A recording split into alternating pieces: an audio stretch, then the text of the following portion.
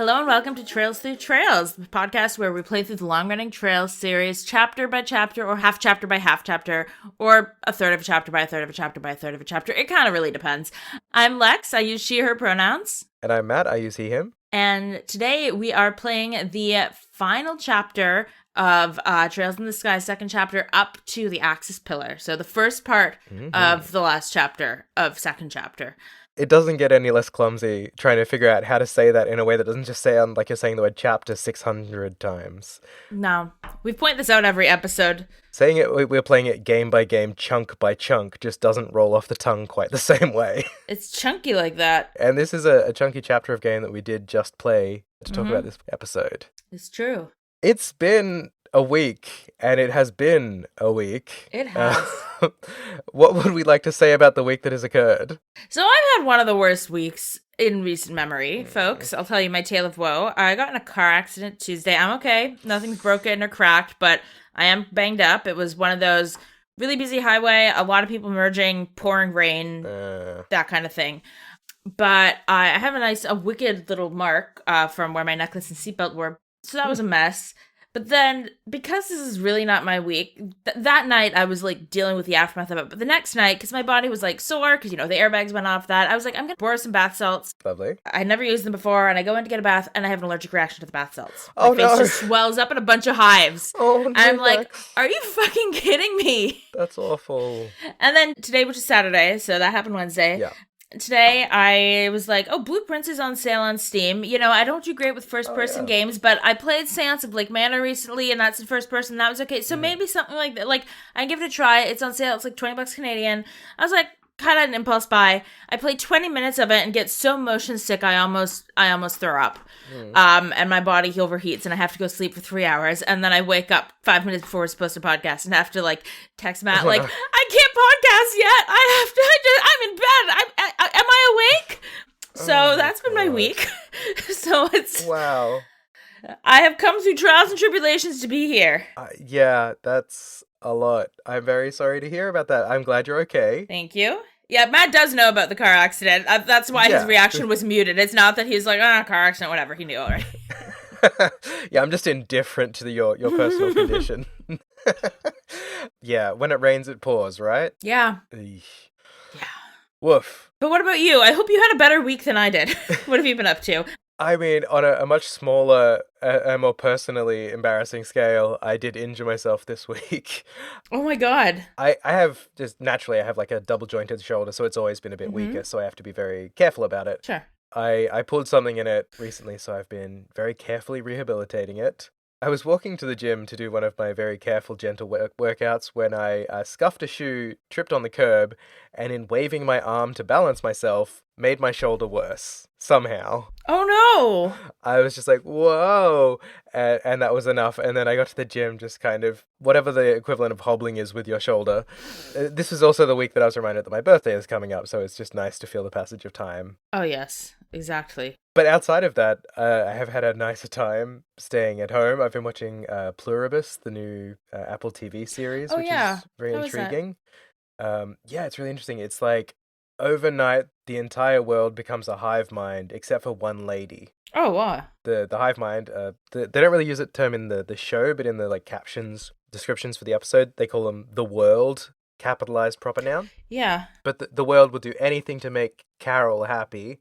And are also very open to the fact that they're working out on how to find a cure for her immunity so that she can join them. And Carol is just the grumpiest woman in the entire universe. The grumpiest queer woman in the entire universe, so it's nice to have representation. Oh, nice. And yeah, it's just a really well-shot show. A lesbian named Carol. I've never heard of that before. Groundbreaking, right? But no, it's a really intriguing show that the only thing I do take issue with is some of the slow sort of place-setting shots could stand to be just a little bit faster. Yeah, that can get him. There was one, the entire sequence is someone sort of walking up to starting and taking off in a plane, and that scene was 19 minutes or something insane, and then the intro sequence ran for the episode, and I was just like, okay, come on, guys. Yeah, okay, I see what you're getting. It's a little bit gratuitous at this point. You've got Apple TV money, but come on, like, I've got places to be. I've got RPGs to play. Yeah. So I have also been playing a lot of Hyrule Warriors Age of Imprisonment. Yes. It's so good. I don't know if I've actually mentioned it on the show. I keep forgetting to. I don't know if you have, actually. Plays amazingly on the Switch too. You've got Nice. sort of the stacked armies in front of you. Everything's very smooth and cool looking, very flashy effects. And it's the whole thing about filling in the story from Tears of the Kingdom. Whereas the last Hyrule Warriors game, Age of Calamity, was more of like a what-if scenario, sort of time travel shenanigans. Yeah, it was originally billed like it was gonna be like a prequel, a straight prequel, and then it diverged. And it's non-canon, basically. So it's like, I've seen a lot of people talking about the game as though that seems dismissive, like it doesn't matter, but like Age of Calamity was a fantastic game. I loved that game. It was great, yeah. The story was fantastic as a what-if scenario. Just because it's not the true canon doesn't mean it is any less. I mean, let's be real. The timeline of Zelda is 3 to 6 different branches, depending on what day you ask Nintendo. It doesn't matter. It's just a fun story with a guy who's sometimes wearing green, but not currently. Yeah, exactly. Also, Link's not in Age of Imprisonment. Isn't there like a robot type creature that looks like Link as a kind of stand-in? Yeah. So there is a character, like a construct, like from the depths in Tears of the Kingdom, sort of a humanoid construct, and he has a hood on and sort of a capelet thing, and then sort of energy hair coming down. So he does resemble Link, but it's just referred to as the construct. Yeah. I'm sure there's going to be some sort of reveal at the end, and I have a theory that I won't disclose on the episode in case I am correct. It's a wide swing, but I wouldn't want to ruin it if I have actually figured it out, yeah. But would you like to know? Yes. Please tell me. So in Tears of the Kingdom, there's like...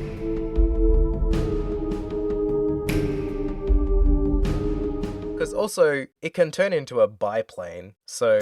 Oh my god. Like, Link can't do that. It doesn't... I think that's going to be, like, the twist. I figured that he was, like, basically just, like, an insert that, like, they gave you to play with so you could feel like you were playing with Link. I didn't know that he was, like, a real character, like, with, plot relevance. I almost thought it was just, like, a DLC thing you could get. No, he's very much, like, plot relevant. Like, there's all scenes throughout where they're trying to figure out what he is and how he works. That's really interesting. I don't know the full roster for the game, and I've, like, resisted looking it up because I want to be surprised if it is.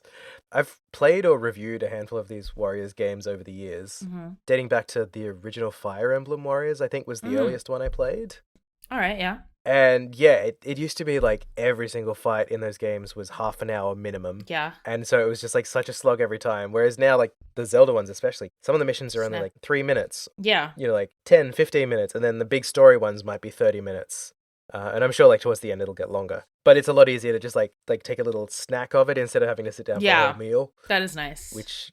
That plus being on the Switch and being handheld, amazing. Oh yeah, no, that sounds really nice. Yeah, so I've been playing a lot of that, and also Trails in the Sky, because it wasn't a lot of story this week, but it was a lot of dungeon. A lot of dungeon, yeah. Also nice to do as little snacks, like everything was broken up into little subsections of dungeons, so I was able to do like 1 or 2 bits per session and still feel like I'd achieved something instead of just stopping in the middle of a hallway in, I don't know, the sealed area and forgetting where the fuck I was. Yeah, no, thankfully they have light rails. Yes. Which makes it a lot easier. Yes, I love the trams. I did still manage to get lost a little bit, but we'll get to it.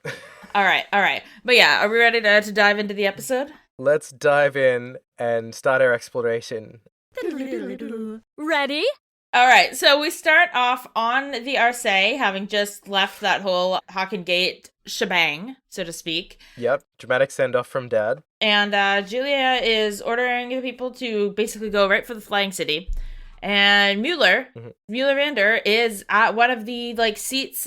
He's working on the ship. Yeah, manning the gunnery turret, and playing really nice with Julia as well. So he sort of makes a point of saying, like, forget about rank, I'm under your command at this point. You don't need to try and, like, defer to me because I'm higher rank in the other military. I'm your gunner. Point me and tell me to shoot. Because it doesn't seem like this is going to be a peaceful approach. Yeah, Estella's impressed that Mueller is doing this, and Olivia's like, yeah, even though, you know, he was trained in, like, as part of military training on, you know, shooting in a tank, so, like, he does have that knowledge, and then says something about, despite his burly sword-swinging appearance, he's quite capable as a gunner, and Mueller goes, I'm sorry my appearance doesn't match my skills, which is just such a, like, weirdly petty line from Vander, and I enjoy it. Olivier's rubbing up on him a little bit too much. Yeah, but this is when Estelle notices that Olivier's back in his Olivier clothes and on his Olivert clothes. Even though he's been standing next to her wearing this outfit, she only just, like, processes it. She's also kind of like, Olivier, Prince Olivert.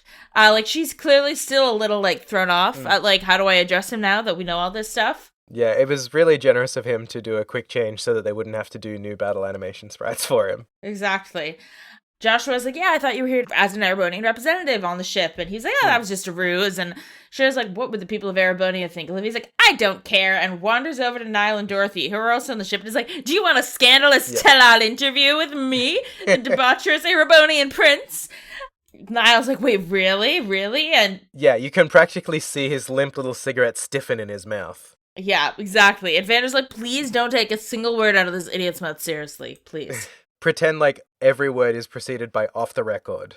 Also, one thing I did like in here is when they were taking off, we got confirmation in the mechanics of the Arseille that the little, like, flappy wing things that poke in and out when it's taking off that I like. Yeah. They are stabilization wings, so they help keep the ship from sort of keeling over one way or the other. So I'm glad that they actually have a function, and so I can be excited about the stabilization wings. I love that. Because they put so much love into these animations. Like, I know you wanted a moving bit, but it's nice of you to, like, tie it into, like, the mechanics of the ship at the same time, and just saying, like... No, I like it. Don't you like how Godzilla's, like, spines chunk in and out? Isn't that cool? But yes, we get confirmation that the ZFG, the Zero Field Generator, the big one for the Arseille, is holding. Mm-hmm. We also learned for sure that Niall and Dorothy are on the ship. Yeah. Basically for the same reason they were on us when we were chasing the dragon. The Queen wants to be able to, like, have a report go out to the people being like, look, this has been handled and dealt with, now things are okay. They're like my chosen paparazzi. You know how, like, celebrities have their favorite paparazzis. They're 2 of maybe 4 named reporters in the country, so, like, their odds were pretty good, but still, like, the track record is holding solidly. Yes. As long as you let Dorothy just kind of, like, go wild and do her own thing, some of the photos will be exactly what you need. I do appreciate that after all that reassurance about them being there, Professor Russell, when asked about the ZFG, is like, oh yeah, if it fails, without the generator, we crash, no question. And we'll die. The impact would absolutely kill us all instantly, or the subsequent explosion would, one or the other. Yeah, everyone's thrilled to hear this. Just sounds like, gee, you really know how to calm a girl's nerve, Professor. And then right after covering off how this thing is working and how we have people equipped at the guns, we suddenly get a use case for them because Hope, I think is her name, the one on the, like, radar sensor thing. Yeah. Yeah, she's like, oh, incoming, and there's like 5 or 6 of the smaller, but fast society airships coming in at us. Mm-hmm. And so the Arseille's big-ass gun, like, unleashes itself. It really reminds me of the cannon in Junon in Final Fantasy VII when they have the military parade and then reveal the big cannon. It's huge, yeah. Like, it does kind of remind me of that. And it could just be, like, it's another JRPG sprite big cannon, and, like, there's only so many of those I can pull off. I think it's the way it sort of has to, like, ka-chunk out in stages that gives it that Junon cannon feel. It's very elaborate. It's like, this is, like, the big gun. Her name's Echo, not Hope. Oh, Echo, right, yes. Because they all have very punny names about their jobs. Yeah. We get some fancy flying in another cool airship action scene. But we have a big fuck-off cannon, so that doesn't really matter. We take down 2 of the ships immediately in one shot. It's fantastic. It is. And then a third one immediately after, so I'm like, wow, this set of 5 ships has really been decimated quick. Yeah. And Olivia's like, wow, I guess this is what the future of aerial warfare looks like. Vander loves this gun. Oh, yeah, he's horny for this cannon. He's like, this has a lot of power and almost no recoil. This is great. And then we're all like, well, we dealt with that. Things are going great. And then Echo's freaking out because the sensor's going off even bigger. And something 250 arg long is approaching. Arg is a meter, right? Yes. Christ, one day we'll remember these things. But yeah, so it's 250 meters. And now I don't know if they've said before the size of the Glorious, but just the fact that they're saying it's the biggest thing, we're like, it must be the Glorious. It's the only big thing we know, yeah. And everyone reacts, that could only be the Glorious. And Julia asks Joshua if he has any information on the ship, like, that could be helpful for, like, dealing with it. And Joshua's basically like, the Arseille is way faster. The Arseille can easily outmaneuver it, can easily outrun it, but if you try to take it on in combat, we're all dead. Yeah. Like, you can't fight it, but you can run away. Schwartz is like, okay, roger that, let's go as fast as we fucking can. And then we get another anime cutscene of airships only, which I love that almost all of the anime cutscene budget has just gone to airships. There was the reveal of the Liber Ark, and there's it's Liber Ark or airships. That's what the budget for this is going to. And this is not a diss. I love it. I think it's awesome. Yeah, they really like saved it for the best possible moments. Yeah. Weirdly though, this first FMV we get of the two ships kind of doing all this dynamic flying to avoid missiles and stuff, no music. Yeah. It's just like Foley effects, so it's very quiet. Yeah. It's kind of unsettling. I think that's kind of the point, right? Though, like that it's like, because giant behemoth came out at you. I thought so too. But then, like, every other FMV we get subsequently of the ships fighting does have music backing. I didn't notice it didn't have music, so maybe it did and it was just like a bug or something. Like, I don't remember whether or not it had music. Possibly, who knows? Yeah, the second onwards definitely did. Yeah. Because, yeah, I made a note of it because it was just like, that it's just like so quiet and it's usually like rustling and pew pew. So we're dynamically flying around. Yeah, the first one, you just see this giant behemoth like coming out of cloud cover, which is the Glorious. Yeah. And I think this was used in the I don't think it was the actual cutscene, but it's what was happening in the little trailer at the end of FC. Yeah, I think so.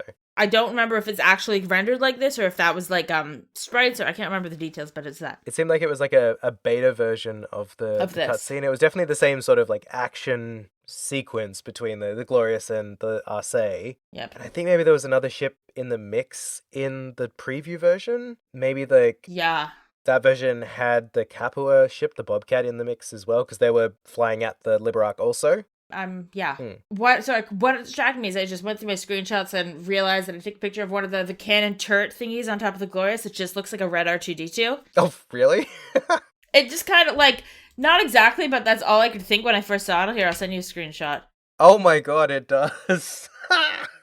It's just a red R2-D2 cannon. Like, but all of them are like that. It just closes up on this one. So the Glorious is covered in evil R2-D2s because they're all red. That's so funny. Oh my god. I'm not going to be able to watch that cutscene back ever again and take that turret seriously. Right? Really, like the missiles they're shooting, like everything, like they're really going at, like, it's like they're going for the kill. Oh, yeah. Like, this is not holding punch. This is like the Glorious is like, let's shoot the ship out of the sky and kill them. It's a full barrage of missiles, yeah. But we are able to dodge all of them, which is very cool. We then get a second FMV, which does have music this time, where we're trying to sort of barrel through this harsh cloud tunnel thing. Yeah. Piercing through whatever sort of veil is wrapped around the floating city in the sky that has stopped us from being able to see it from the ground, other than that one guy who sort of got a glimpse of some buildings, maybe? Yeah, I think it's like a thick cloud cover. Almost like it's permanently wrapped around the top of the flying thing. But yeah, we're sort of barreling through there, all very intense. But we break through to the other side. And there's like choral vocals. I like that the only other time we've had actual, like, a vocal in the soundtrack is when the Liber Ark first was unsealed. That first cutscene where the Liber Ark shows up. And this, like, only when in association with the Liber Ark is there a vocal track ever coming in. It's very much the, like, One Winged Angel, like, experience where they save that for when it hits the hardest. It's fantastic, and it does work because you get all these panning shots across the top of the city. It sort of seems to be divided into sections, like very clearly. Mm-hmm. There's like a green section, a city-looking section, and a more sort of technological bit. And then a big tower at the very back. Big tower up the very back, which I believe they even sort of cut to a shot in the Arseille where they're like, that tower looks important. Let's park there. We should try and aim for that. What's interesting about this is, I was just going to say before about the panning shots, it is such clear reference to Castle in the Sky, the Miyazaki movie. Oh. It is really just feel like, it's not like a literal like comparison like shot, but just, it is so clearly, I think the game is really clearly evoking it. Similar to, like, the Trails in the Sky theme song is very much, like, the first few notes sound like the theme from Castle in the Sky. Yeah, okay. Kind of taking the opportunity to pen a little love letter to that movie, which is a brilliant movie. And there's also, like, an ancient kingdom in the sky, this castle in the sky that they find through an airship. It's just the sense of glory overseeing this thing, this long abandoned civilization in the sky. Which is gigantic. Like, divided up, like, so cleanly, so sort of, like, pre-plannedly. And then also each of those subsections are divided up into, like, hexagons, almost like a honeycomb of sort of associated blocks connected to each other. It does feel very constructed. Like, It feels like a very artificial city, yeah. This is city planning was from Go, right? It's not like New York City where like, yeah, you have a city that emerges from people settling and then you're like, let's plan out, now that we're expanding so much, let's try to make the streets like follow a grid. It's like, no, from Go, this was always planned before the first brick was laid. And you get these beautiful shots of even just of like the water, the reflections in the water in this little pond. Like they really put some attention to, I mean, it's a simple FMV. It's not like a high budget thing, but they put attention to detail in the places that they could, and it shows. No, it definitely makes you feel like, oh, it's a big deal that we're here. And also there's going to be a lot to do here because that you don't show me all that and then not let me like play with any of it. Yeah. And it doesn't look like anywhere else we've seen in this game so far. Like there are a few structures that have like slight similar, like there's a few places that we'll see that have a little resemblance to the seal area in FC, but only like minimally. We are not in a time or place or civilization that we've ever really seen in any of the regions. It's not, the architecture is different, the vibe is different, very alien, yeah. The houses are, very different. Yeah, it's very alien. But then what happens? Something big happens before we can land near the tower that we wanted to land near. Yeah, before we can finish gazing in wonder at the city below us, Dorothy spots something weird approaching, and it turns out to be a flying angel bug mech thing. With Louvet just like riding on its head. Yeah, just Louvet riding bareback on its head, sword out at the ready, spouting off his cool lines. He says, "What will you do when your wings of hope are ripped from your back?" Brings us to another FMV. Though the mech wasn't an FMV. Yeah, immediately into another FMV. We're really being treated. But he powers up a laser sword on his bug mech thing and slices through one of our engines. And you get like a half second and then it blows. And we start sort of barreling down towards the city below. It's flying bad sideways. Like, it's not a controlled descent. No. And we crash land hard. And then we get the title card for the finale, Trails in the Sky, because everybody died and the game's over, and that's the title card. No. Welcome to Trails in the Sky, second chapter, final chapter, Trails in the Sky. Is that not the most ridiculous title? It's so ridiculous, but it gives you like a little tickle of like finale Trails in the Sky. Like there's a weird tickle of joy that it gives you, even though it's like they're doing it on purpose. You know they're doing it on purpose, but you feel good about it anyway. You're like, whoa. It's like when they say the name of the movie in the movie, 100%. Yeah. But it's also like, yeah, you've saved it for the finale of the second game. When we have made a trail into the sky, it's literal, and then it's cooler that way because we are making our trails in the sky to the big pillar at the middle that seems important. All roads lead to Rome, and all trails in the sky lead to the Liber Ark. So after we get our title card, we have Estelle sort of coming to from unconsciousness. She was passed out on the floor of the bridge of the ship, along with most other characters. Joshua and Kevin are both kneeling over her. You got a few lines of them being like, Stella, wake up, like before she opened her eyes, clearly. It's kind of funny how you can't tell a lot of the characters if they're like kneeling down like from the impact or bracing themselves or passed out.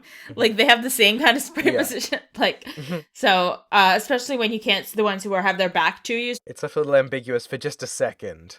Yeah. But you quickly get confirmation from everyone that they're okay. Including Dorothy, who's just having a sweet dream in the corner. Yeah. And she got knocked down and immediately went to Dreamland, having a great time. I like what they do is that at first it feels a little, she's like, oh, so we all crashed and miraculously nobody in the whole ship was like seriously hurt.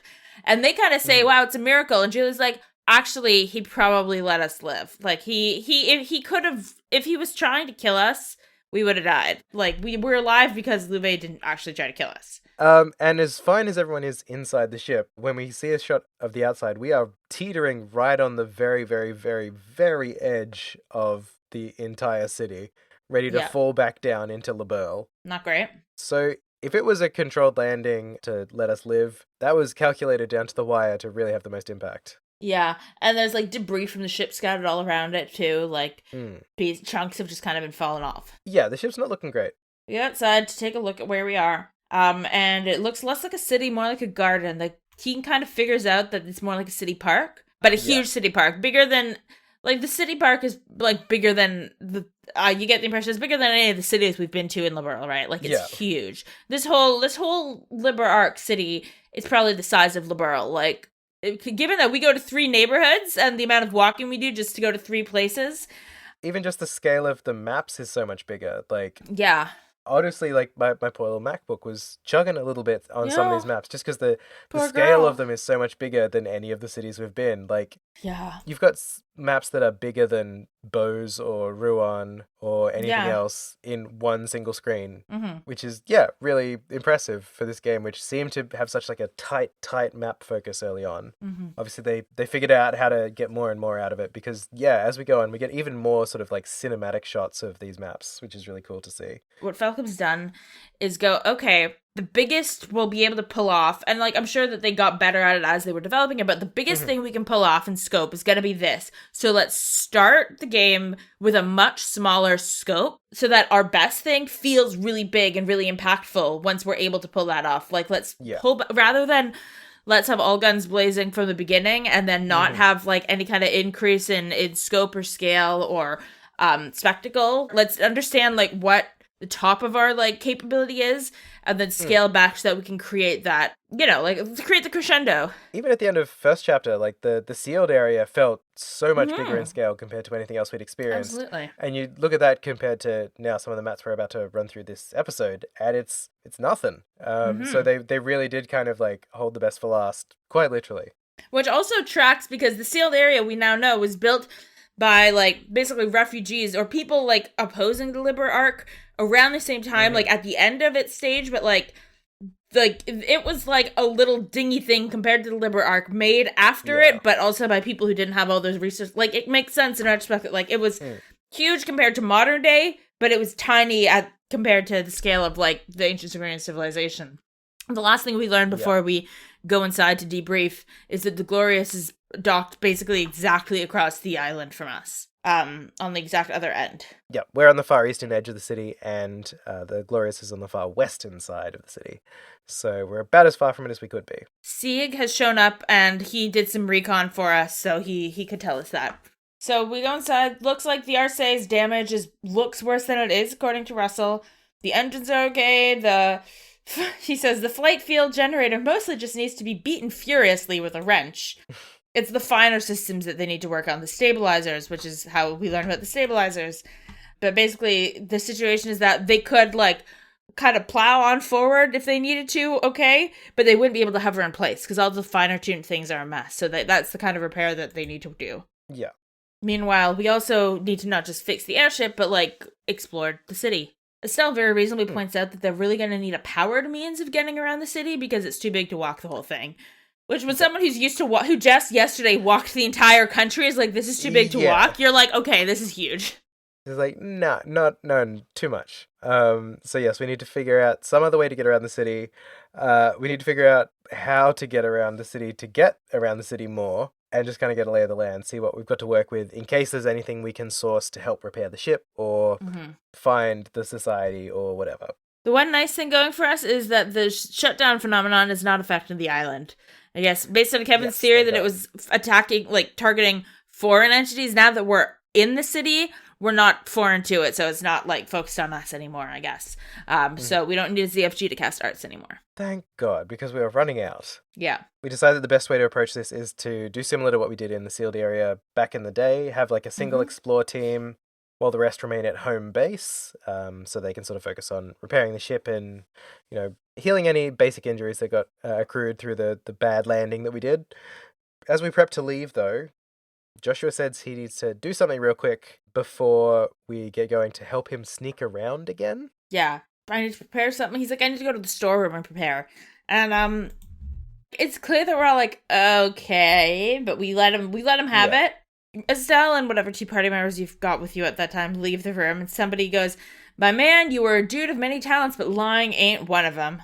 And Kevin walks out, which I do love that everyone's been calling Joshua out for not actually being a good liar in the last couple chapters. Yeah, he's not really the expert covert guy that he thinks he is, when his whole soul is connected up at the very least.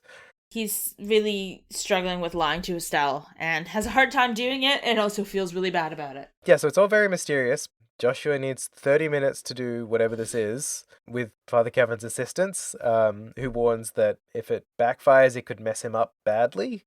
So it's something serious. And if it's Father Kevin doing it, could be a number of things. It could be magic, it could be religion, it could be artifacts, it could be...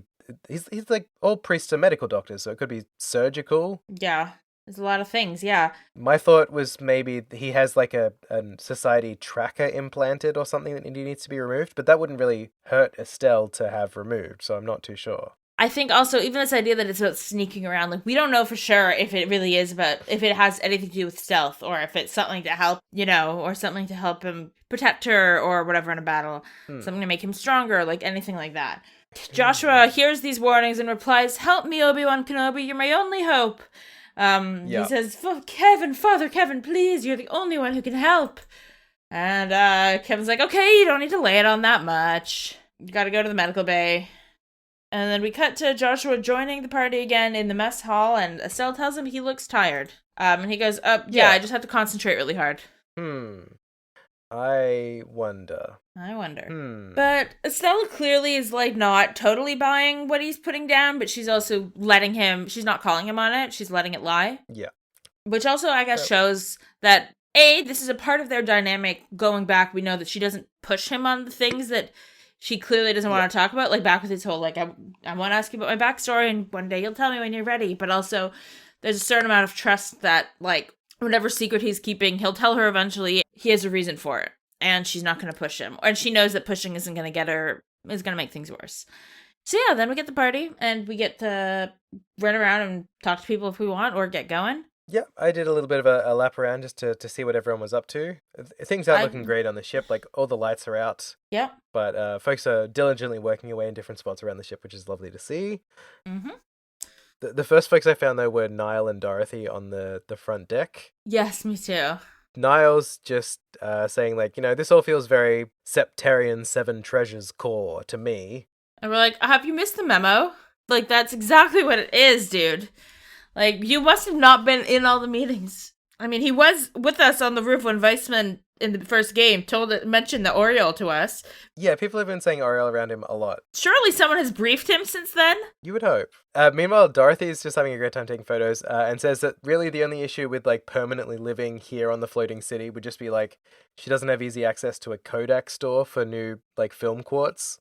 Although, who knows? We find some cool stuff around here. Maybe they sell film quartz somewhere that would be compatible with our modern things, because God knows we keep finding things that are compatible with our modern gadgets. I also found... I found Faye. Yeah! She's still on the Arseille. I love that you get, like, a full little conversation where Estelle's like, oh my god, Faye! Like, you're here! It's awesome! You're still here! And Faye's like, yeah, the professor was staying with the Arseille, so I decided to stay too. All of us who were, like, it made sense, his team. I just love that Faye gets her own little conversation instead of, like, a one-off piece of dialogue.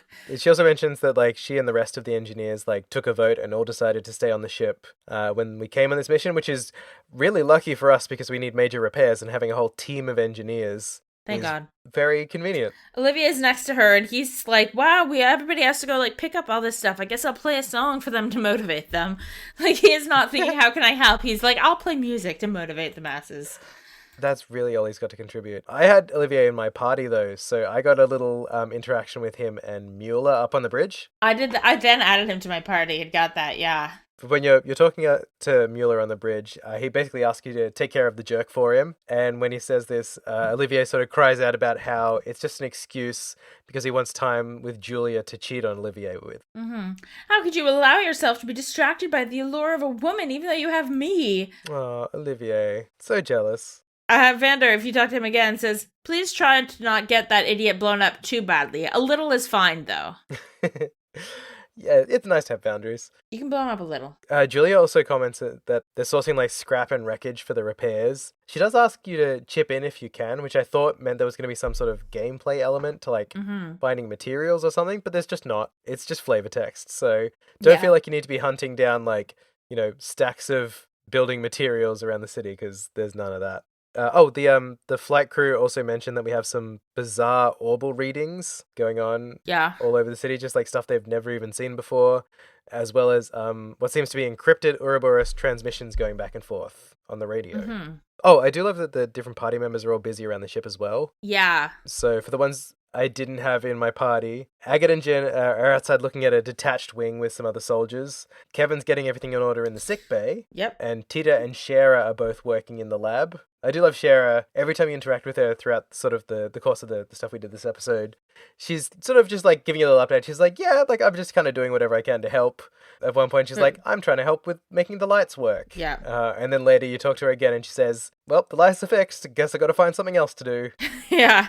And it's really nothing, but I just love that she's just like, this is definitely not my field, but if someone tells me to go and like tap on all the light bulbs to make sure they're working, I can do that. Yeah. No, it's quite sweet. I also love that when you step out of the ship finally, the bits of wreckage of the ship act as like bridges and ramps to move around the map. Yes, it's great. I love that shit.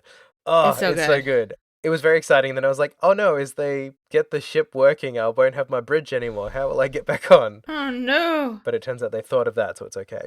I ran around and talked to Agate and Jin by the big piece of scrap.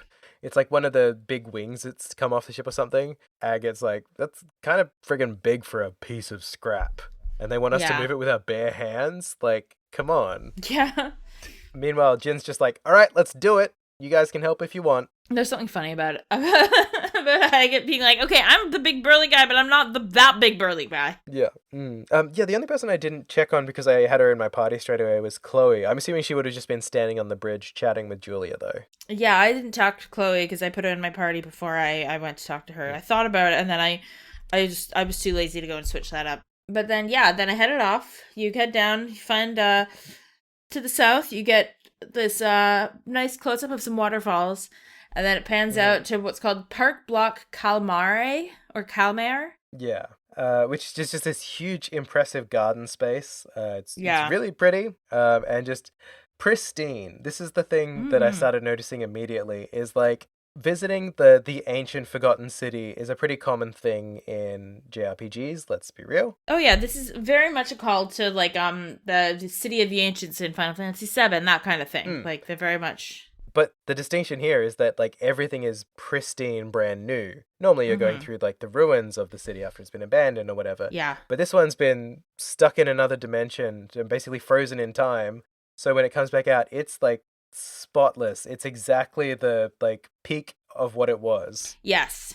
Which is very spooky because, like, everything's so clean and also so empty. Yeah. So you're just moving through this, like, silent model home the size of an entire country. Yeah. No, that's a good point. There's something kind of eerie about it. Like, it does remind me most of the City of the Ancients in Final Fantasy VII, partially because that place, even though it's, like, that doesn't really look like ruins as much, in the original Final Fantasy VII, not the remake. Yeah. In the original, and it's also these, like, all these white houses and, like, kind of like a Grecian, like a Greek-looking, ancient Greek kind of thing. There are ruined parts of it, but it still looks very clean because it's all these white buildings. Yeah. But this is definitely, like, the state-of-the-art technology that's still operating here. It's also nice that they kind of have an excuse for the fact that the 1,000-year-old technology all works fine, which is the fact that it was sealed in an alternate dimension where time wasn't really passing. Yeah. That does help with the whole, like, 1,000-year-old technology works just like new. Like, yeah, because it has a day has not passed for the technology. Oh, so from there, I sort of went down and sort of immediately in front of you, there's this little elevator thing. So I immediately jumped on it. As you should. And as you sort of ascend upwards, you get a beautiful panorama, first of all, of the city with this huge tower sort of centered at the back, with all roads leading to it. Yes. Chloe and Estelle, because my party was Estelle, Joshua, Olivier, and Chloe for this portion. Mine too. Chloe and Estelle having a discussion about the city and how, like, huge and empty it is, and the fact that Liberlians may descend from these people. From what we know of the data crystals, the city was abandoned, so everyone fled. They had to go somewhere. If they just went down, then that would explain it. Because we also get confirmation around this point of the official name of the city, which is the Liber Ark. Yes. Liber Ark, liberal. Like, those sound similar.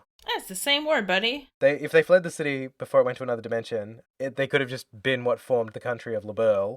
Plus, they make mention of the fact that there's so little like ancient Zemurian stuff out there. Not just in Liber, it's everywhere. So is a lot of ancient Zemurian stuff like locked away in other dimensions? Because if there's just nothing on the ground, yeah, I feel like this is something that doesn't quite hold up based on like later games. Yeah. The implication here is that most of the ancient Zemurian society, not just in Liberl, but in like all of Zemuria, like lived up here. That's kind of the implication you're getting from this text, and that's not in later games, right? Like we know that like there were very distinct ancient Zemurian societies. I'll say that. We know this from having played later games. But it does say, it's possible that a lot of ancient Zemurian civilization like was kind of out of reach of us, whether it was also in the sky or I don't know, maybe there's stuff underground, maybe there is stuff in other dimensions. But it makes sense like, oh wow, no one could ever figure out where the people of Liberl, like where their ancestors were in the ancient Zemuria, like where they came from. Oh, because they were they were up there. They were in the sky. Yeah, up. They came from up. They came from up. But as we get to the top, they looking around going like, okay, what is this? Like, there's no tracks, there's no road, there's no thing to get onto. But there is like a big touchscreen. And Joshua immediately is like, that touchscreen looks like it wants us to touch it. So they go over and poke around at it. CSI Joshua really doing us proud. So they touch the machine and it wakes up, gives them a bit of information about so place being called Liber Ark. And this is when they sort of make the direct connection. It's like Liber Ark, like Liberl? No way! And in quotations says Chloe, way, in fact. I love it. They're also, interestingly, based on like the kind of greeting screen text, like when you first fire up the thing, they talk about, gospel-based citizen ID checks, which Joshua points out makes it sound like just everybody had a gospel. It uses like you're kind of like an ID, like they're your transit pass, your license, your whatever, which is so interesting. They play it down a bit, but it really gives away kind of the scope of the technological advancement of this society. That like this entire game, for two games now, the society has been trying to make a gospel that actually like was a match for the ancient ones. They just fucking 3D printed these for everybody in the city. Quite literally. It was like a cross between everyone's iPhone and their ID. And also like a battery, I guess, because it can access the power of the Oriole. Yeah. It's just kind of a one-size-fits-all, like, unique device. Yeah. Not unique in that there's only one, unique in that every single person had their own different one, which is a scale of things that it's crazy. It's funny that, like, the society took an entire game to make their own iPhone. Yes. Well, and it's like, wow, this was this amazing piece of ancient technology, and it's like, no. This was an iPhone 4. Yeah.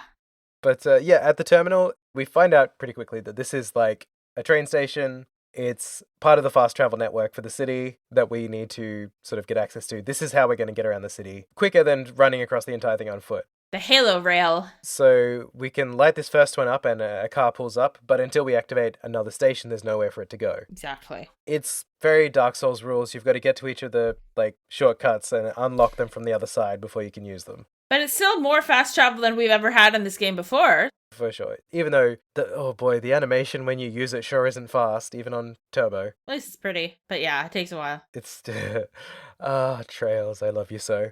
But this terminal also has like a little update about the particular district it's based in as well. So you get a little description of the Calmare or Calmare district. I've been saying it. Yeah. It says, built as the ultimate in rest and relaxation for the citizens of the Ark. The Calmare district is Liber Ark's premier park and recreation district, located in the west of the city. Each section of the park, designed around the theme of harmony between progress and nature, is a hexagon exactly 300 arge across, 300 meters.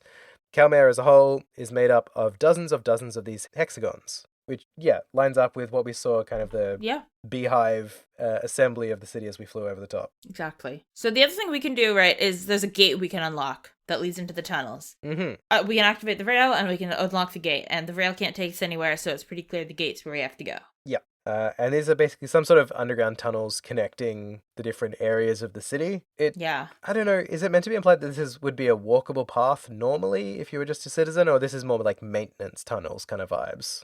I think it could be either maintenance or like an emergency weather problems, or maybe it's just an emergency, like if you need to evacuate possibly. between places. That could be something like that. Yeah, so that leads us to the first section of the Liber Ark Tunnels. Yes. They're all pretty straightforward. We're going to go through like 3 chunks of this in the course of this episode. And it's all pretty much follow your nose. Yep. It's pretty difficult to get lost because they're mostly just straight lines with side paths that lead to treasure chests.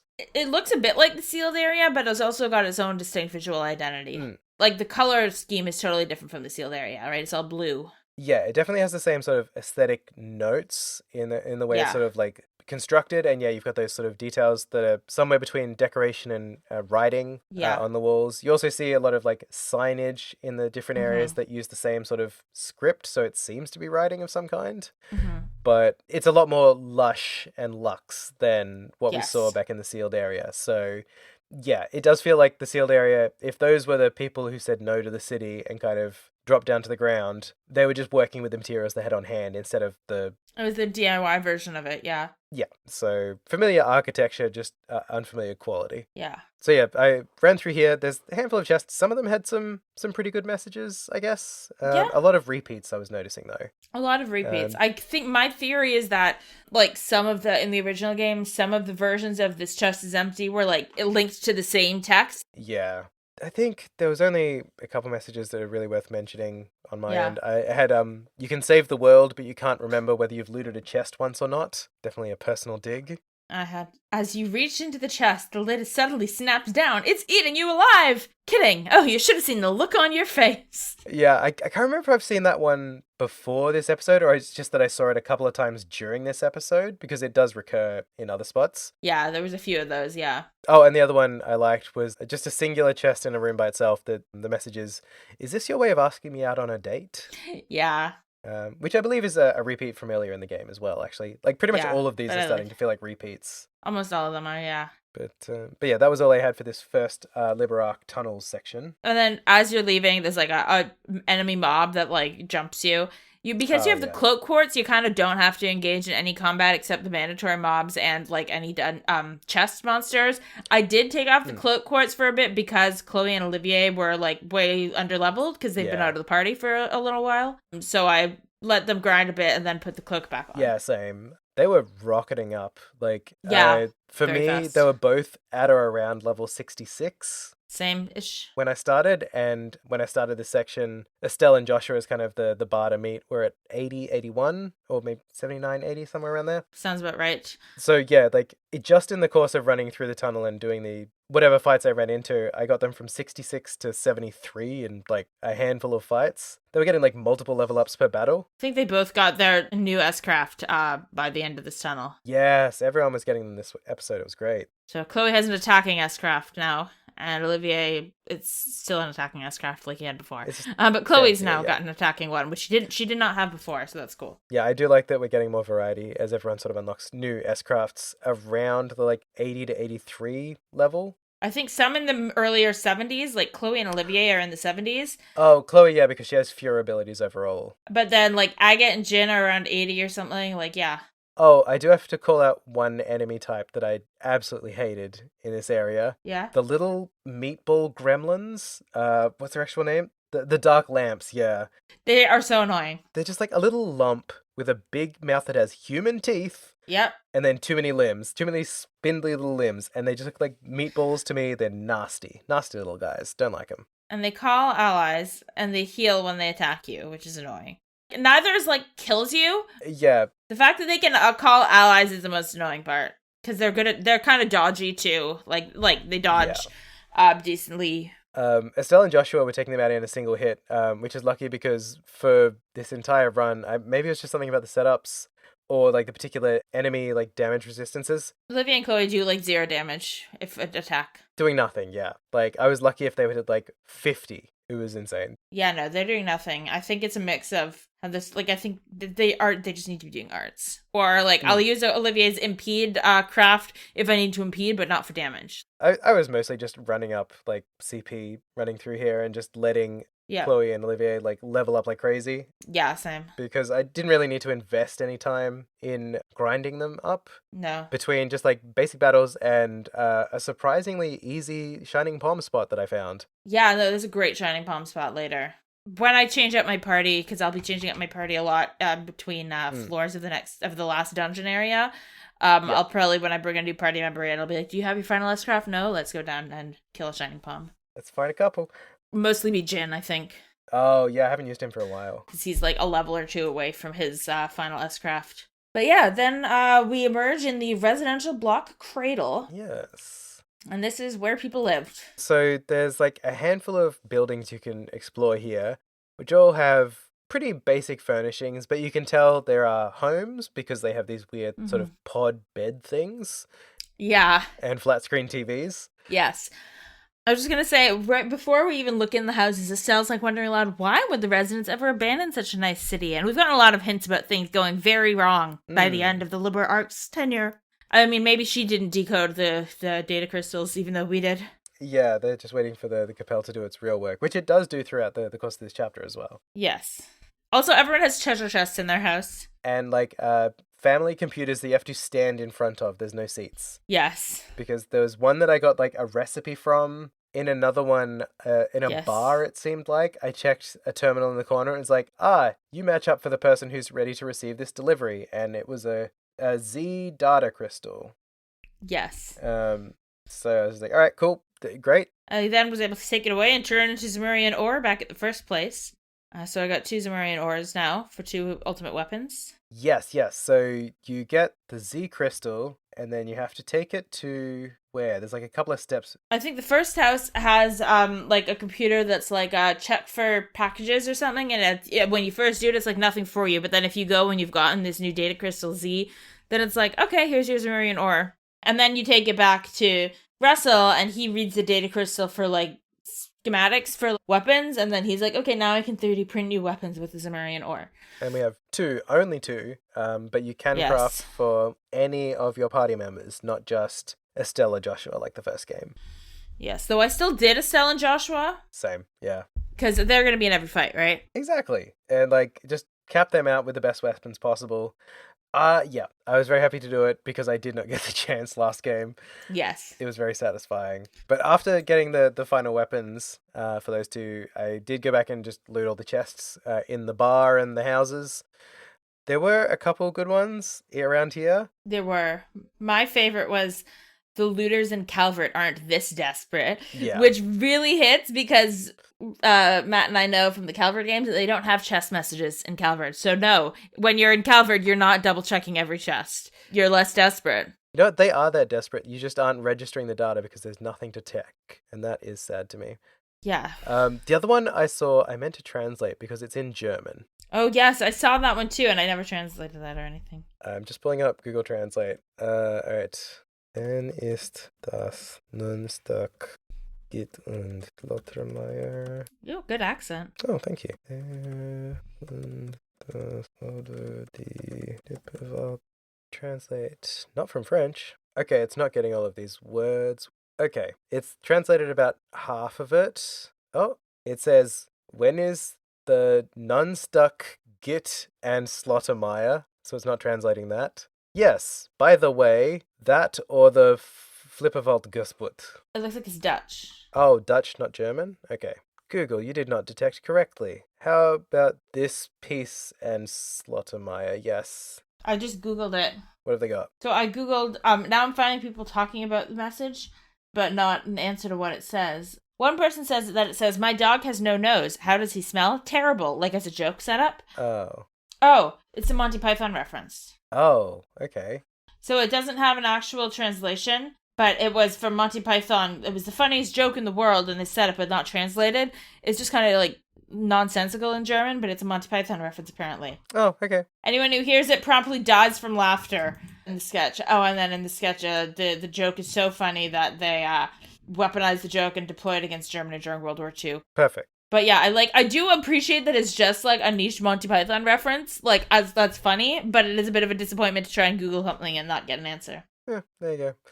Oh, there was one that I think was on the outside of one of the house buildings in the residential area. A chest that said, get a silk bag from the graveyard duck to loot longer. Yeah. I don't know what that's a reference to. That feels like one of those weird JRPG like hints, like go get this drop from this monster and then equip it and you'll be able to get extra like coins or something, but like made into like a more ridiculous like version of that. But I wonder if it's a reference to something specific. It almost sounds like instructions from a Monkey Island game. Yeah. Oh, yeah, so it's a reference to a line in Castlevania 2 Simon's Quest, which is get a silk bag from the graveyard duck to live longer, that there is no duck in the game. Yeah, and it was a mystery in that game, and now it's a mystery in this game as well. I do enjoy that, actually. Okay, so we're feeling very referential in the residential district. Mm-hmm. There's also a bulletin board in one of the houses that basically just says, you know, here on the Liber Ark, we're all about harmony and healing, so we've established a distribution service that offers music and images with a theme of healing. You know, it helps people, not just normal people, like people just trying to relax, but also people with mental health struggles or people with, quote, mental and emotional ailments. The service offers a significant selection, but it remains somewhat uniform and one-sided, which is kind of an oxymoron. Like, it's a big selection, but it's also one-sided. It's a lot of one type of thing. We've been receiving a great deal of feedback from the citizenry asking for it to respond to a wide variety of personal tastes. In order to accommodate these opinions, our city wishes to proceed with enhancing our services variety to provide all citizens with a satisfying experience. To that end, we will need to offer an upgrade to all citizens' personal gospels. We ask that you inquire at your local city government office and undergo upgrade procedures there. Furthermore, as the upgrade applies to all citizens after a period of time, non-upgraded gospels will become unusable. We understand this may be somewhat problematic, but we sincerely ask for your cooperation. I like that this predates the iPhone. Yeah, planned obsolescence. Yep. But also this sounds like the rollout of the VR orgasm headsets that they were talking about in the data crystals. That made people go crazy. Yeah, it does sound like that. Yeah. Became dopamine addicted on the headsets or like the VR experience or whatever. Yeah. So yeah, very, very authoritarian sounding. Yes. In the messaging. Definitely. Very like 1984 Big Brother like kind of vibe. We need to upgrade the bug in your phone. Yes. Yeah, wild. But then as we head to the end of this residential area, we encounter a familiar face who's being cornered by some of the drone things that we've seen around. Because there's Josette and the Bobcat, and she is being approached by, she's being encircled by all these things. She's alone, yelling at them to not get any closer. She's clearly, like, on her last legs. And then we're like, whoa, and she's like, airhead girl? Mm-hmm. Seeing Estelle, and Estelle goes, I can poke a nice big air hole in your head with my staff, you grimy tomboy.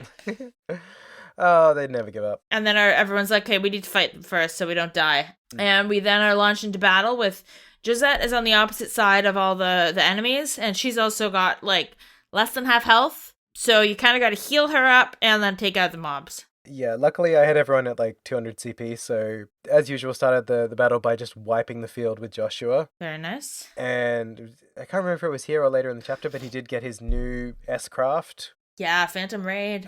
Which is sick as hell.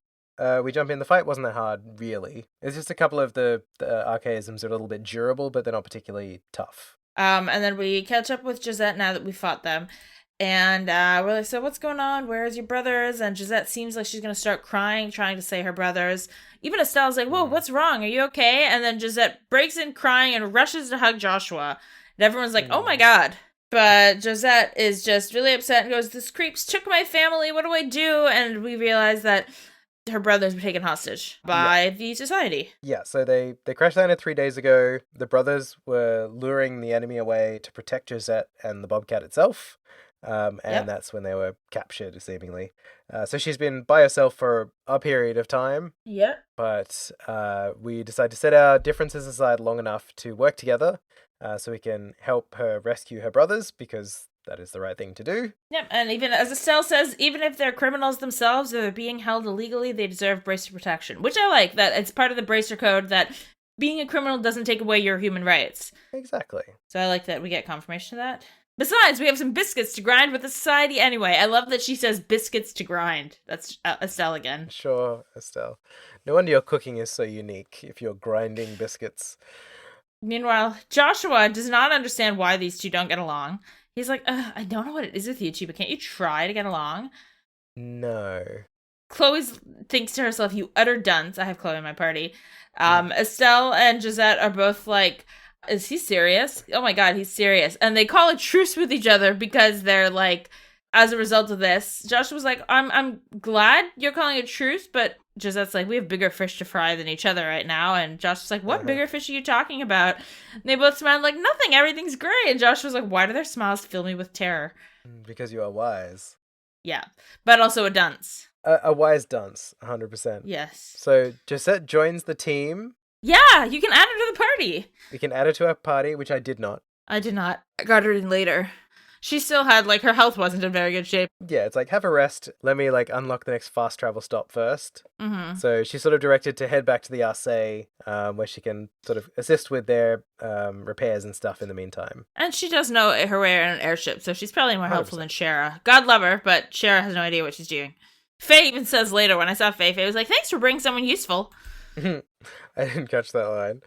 But yeah, I went and found the tram stop in this region, unlocked it. Oh, I went and found there was a city hall. Oh yeah, I wanted to do the fast travel thing first. Basically, I just went back and checked on Josette.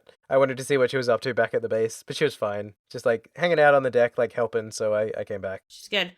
We got a chest in city hall. The municipal office. It's basically got a big queue. It looks like the DMV. Yeah, except of course there's nobody there. We got a chest in there that says, let's take all the typos we accidentally left in at the game launch and shove them all in here. Pretend they never happened. We may have seen that one before, but I like it anyway, so I called it out. Yeah, it seemed familiar, but I understand the sentiment. Yeah, so weirdly there's two computers in here. There's one sort of on the, I guess, the public-facing side of the bench. Yeah. Of the desk, which just says, like, hey, if no one's here, you go use the one behind the desks to order stuff from the automated system. So we head over there, and there's a button that says request new gospel, and I of course tried to hit it. I'm like, yes, please. And it's like, well, who's doing it, and what's their name, and what's their middle initial? And you just get a multiple choice. You have to first choose a party member who's going to make the request, and then you choose a first name, a middle initial, and a last name from a sort of multiple choice list.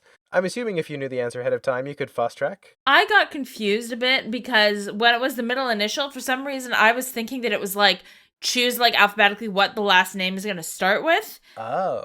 So I got it wrong the first time, even though I knew what I was doing, because I like put in A because I was looking for sorry, spoiler, but not really, a Slacy or a Sleace, or however you say it. They were like, error, and in which case Josh was like, we should go talk to Professor Russell. So, yeah, I guess that means if you did know the answer, the right combination, you could just skip a section, or would it still... Yeah. Oh, okay. You could still just print it. I mean, you don't have to go talk to Russell about the hint or find like, you can just do it. The big thing that you go back to Russell for is to get ultimate weapons. Yeah.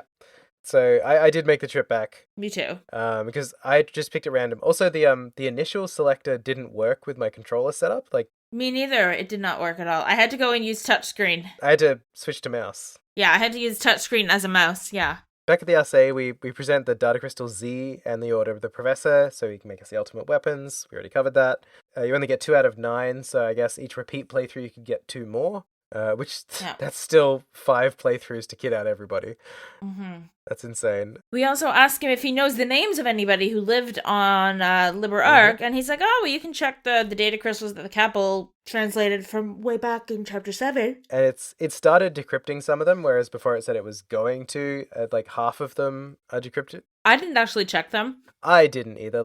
Because I was like, I know what it is, so I didn't check. I was like, I don't even know where to go to check. Yeah, I opened 1 or 2 just to like have a look, and it does mark them as done after you've read them. So data crystals 0 through 7 are completed analysis when you first check it. Nice. So the thing you need though is in the very first one, which it's like the first line. My name is Celeste D. Oslace. And it's like, an Oslace? We know someone whose name is Oslace. It's Chloe, whose last name is Oslace. We already figured that this was her ancestor who had written those things, but I had now to go and activate the holo rail, and got the dialogue between the party members being like, oh my god, this thing is so cool. We can finally use it. The technology is mind-blowing. We can use it.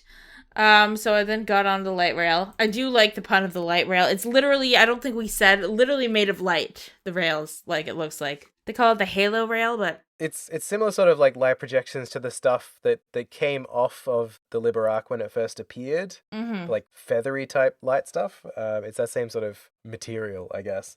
Yeah, that looks like script almost, like some sort of like weird symbols or script or something. This is a little less script. Like the stuff off the Liber Ark looked more like that. This is a little more like grid shape, like a little more like a rail, but it still looks very alien. Yeah, it's great. And scary. I'd be scared to ride something that was floating on air. It's really trusting of them to even try to get onto it for the first time, yeah. With the name in hand, we hike back to the DMV in the residential block. You have to get Chloe to use the machine, so it's a genetic match, and then give the name Celeste Oslace, using your mouse if you're playing as either of us to sort of select the name halfway through, because that's the real test. And we're told that there's a 73% biological match to the records, which is insane to think of somebody being a 73% DNA match to their ancestor 1,000 years ago. That's wild, yeah. Like, how much inbreeding is going on? Like, that is such fantasy bullshit, you know? Like, that's such a, like, fantasy world bullshit. Like, that's not how genetics work. I'm not a science person, and I know that. But it's enough for this machine because it hands us another interactable key item in Original Gospel. I love how they go so long between using these that you forget what it is. Exactly. If you have actionable key items, you need to be using them often enough that they are memorable. But we go chapters without using one. It's insane. Yeah, it's so funny. I wonder what they're going to do in the remake. If they're going to scrap, if they're going to do a new take on this kind of mechanic. I mean, the thing that'll be easier is that they can have like a hot key or whatever, like a shortcut key, like for whatever. Hold down L1 for a ring of key items or something, yeah. Yeah. What I just want to note here that Chloe refers to this Oslace person as they, because doesn't know who they are, and so uses the singular they to talk about this person. I did notice that, yeah. And I really like that they're using the singular they here. It points out that they must have been the one who took charge in leading people from the city. Chloe even points out, just like, I can't believe we're that close to a genetic match, and Estelle's like, well, divine providence, yay. Yeah, move on. We've got things to do. I also appreciate that when she enters the name and gives her genetic match and it just whoops in a new gospel for her. Yeah. Josh immediately pops up like, must be spatial translocation. Right? Oh, Joshua. Yes, Joshua, we know you're smart. So then we can go back to we forgot to mention that when we first went to the, like, computer screen thing, I think we forgot to mention the online shop that gives the, like, ancient quartz that we figured out how to make compatible with our ornaments. So you get the blue mind quartz and the ruby gem, or the mind gem, the ruby gem, the silver gem, the onyx gem. They each have different ones, which is really annoying. Like, they don't all offer the whole selection. Yeah, you sort of have to pick and choose as you go because each one will only have like 2 or 3 of the different elemental ones. Luckily, it's easy to go between the different stations if you want to hit up another shop, but it's just like, come on. Girls in the Sky, you had to do this little thing. It should, like, okay, backseat designing, again, I know we do this a lot, but it should be that as you unlock each subsequent rail station, the overall selection expands from the elements available at each one. Because you're reconnecting the network. Which is absolutely what it's going to be in the remake, because lately Trails is very good with, over the last, like, not quite decade, but at least, like, 6-7 years, Trails games are very good with this kind of UI and shops and whatever, and, like, they make it very easy in this kind of respect. Like, when you think about an Orbit charging stations that also let you just, like, order anything off of, like, eBay for instant delivery or whatever, basically, like, they've got a lot of that. So I'm sure the remake will have it. Either everything available from the first station, or once you get to the next station, the inventory expands for all of them. It makes sense. Like, also, I just kind of hope that they make that look more like just like a big arcane vending machine, because that's just kind of funny to me. Yeah, that would be fun. It's just a subway station that you can like buy a snack from the vending machine at. I love it. And the other thing to point out about the Cradle District rail is that there's another gate that you can unlock, and this one we needed the gospel for. I had seen this before, that I needed a gospel for it, but now I have a gospel. Yeah.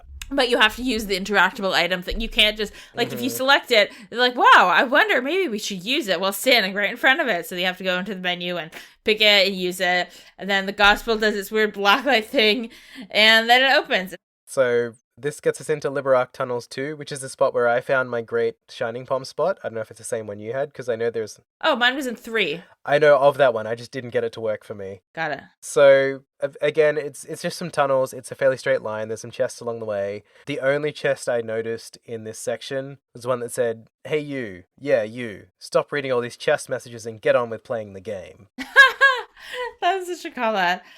There was another one I noticed that I can't remember if I've seen it before or not, but I'm so glad you checked this chest. I'm you from the future, and I came back in time and worked on this game so I could warn you about, and then you get like an M dash and it cuts off. Oh, I don't even remember that one. I must have forgotten to check one. I think it was in the first room of this area. Yeah, I must have just been on autopilot and forgot to like check some chest messages. Whoops. Fair enough. But yeah, so the thing I found of note here was a shining pom farming spot, which is towards the end of Liber Ark Tunnels 2, like right before the stairs that go back up to ground level. Yeah. There's a long hallway, and right before that is a little bridge that just sort of quickly cuts across an area.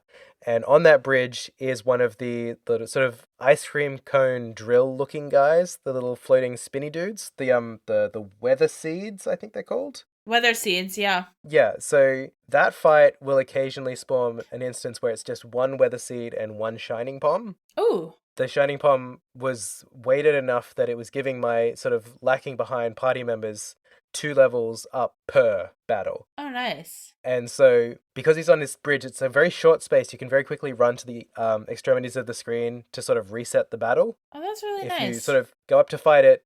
Also, like, the battles between are just, like, handfuls of those little spike guys, so they're really easy to regenerate your CP for your S-crafts. Yes, true. And then once you're full up, you just run from the fights, because you can run from every fight. Yeah. Cut across the screen, and there's also, like, directly to the north side, there's another fight, the same trigger, like the little ice cream cone guy above there. So I was actually getting into chains where I was going from one screen to the next and actually getting multiple shining pom fights in a row. Nice. It was great, and, like, just in, like, souping up my lacking behind party members to, like, 80, Joshua and Estelle ended up at, like, 89. So they're, like, right on the cusp of level 90 going into the next stretch of dungeons. Very nice. That's awesome. I'll have to look for that.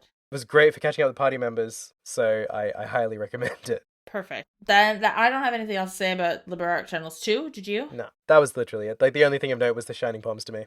But we then emerge in a different area, another really interesting looking area, the industrial block Factoria. And this is very clearly like some sort of industrial area. It kind of looks like an airport runway a little bit. A little bit, yeah. Because it's all sort of like roadways on top of water. Yes. When in the water you get another one of these like huge pulled out cinematic shots of the entire map, which is... Yeah. There is so much of it that you would never see just running on the explorable parts of the map. Yeah. But they are these big sort of water turbine things that seem to be maybe generating hydroelectric power for all of the industrialness that's happening in this district. Yes. Which is how Joshua figures that it's an industrial district, not because he can read the text on the screen, because, the water is probably used for the factories. I'm like, that's such a stretch, but okay, Joshua. Okay, Josh. It's like, sometimes it's like, you don't have to pipe up every time, buddy. I love you though, Joshua. I do love you. You're so silly. But then there's also all these kind of like big crates, except looking weird. Like material, whatever they're made out of. It's not the same as like the crates you'd see at like the at the like orbital airports or whatever that you see, but it's similar the way it's laid out. Like it's clearly like a sort of ancient sci-fi version of like a warehouse district. But after running past these big water turbines, actually, like, there's a couple of treasure chests out on them. So you get to run across them and just see, like, the scale is so big. Yeah. But eventually I found my way to the next Halo rail station. We didn't mention the last one, but the Factoria's district information is a little bit interesting. Oh, yes. I got that one, too. So Factoria is Liber Ark's beating industrial heart, located on the eastern side of the Ark. So we're getting towards the Glorious as well. All daily necessities, from food to clothes to medicines to even homes, are produced in Factoria's round-the-clock workshops. You're 3D printing the house. The district is made up of 64 blocks, with blocks 1 through 8 designed as the Ark's primary trade port. Who were they trading with, is my question. Yeah, who were they trading with? Also, what kind of port, like, is this an airport? Did everyone have airships back in this day and they were just easily, like, having their airships go back and forth towards different societies? Or, because we, modern day liberal, would have a hard time doing trade with a floating city in the sky. And then also, who are you trading with? Like, you get the impression so far this is an entirely self-contained city, like, self-sustained, independent, kind of like floating above everything, floating above the world and all its problems is kind of the vibe I'm getting. Like this, they have it so perfectly made, and they're just kind of closed off from everything else up here. But they're trading with someone. I guess if it's an entirely artificial city, everything is constructed, then the thing they do need is raw materials. So maybe they were trading with the ground pigs for that, like deigning to descend to the earth. True, though. They can 3D print everything at this point, though. Like, I wonder. True, but you still need filament. That's true, I guess, yeah. I just like that they print everything, including homes, which is why all of the houses have basically the same layout, why all of the districts are made out of like perfectly interlocking subunits, because everything's just been like snapped onto the outside of what was already built to slowly expand it, I imagine. Yeah, it's really cool. Like, as a world building thing to actually like spell out. Yeah. Now, other things you can do, obviously unlocking the rail, and then if you try to open the gate lock this time, you not only need a gospel now, but you also need a password. Yeah. And our characters comment like, okay, this seems like the society's come in here and added a password because they wanted to slow down our progress. So we need to get that from the society somehow. So, exploring the remainder of the industrial district, you find yourself heading up a series of sort of uphill ramps, which is a really cool way to obscure the fact that you're approaching the Glorious. I quite like, because you sort of come up this like hill of staircases basically, and then the Glorious is docked at the edge of the city but sort of sunk down below where you are. Yeah. Which is how they're able to completely obscure it on your approach, so it's a big surprise. I really like that. It's quite cool. Yeah, it's quite nicely done. Again, Glorious is fucking huge. Once you get close enough, you automatically start eavesdropping on some of the enhanced Jaegers. Gilbert's not in this group of people who were talking. It's just unnamed people in these helmets.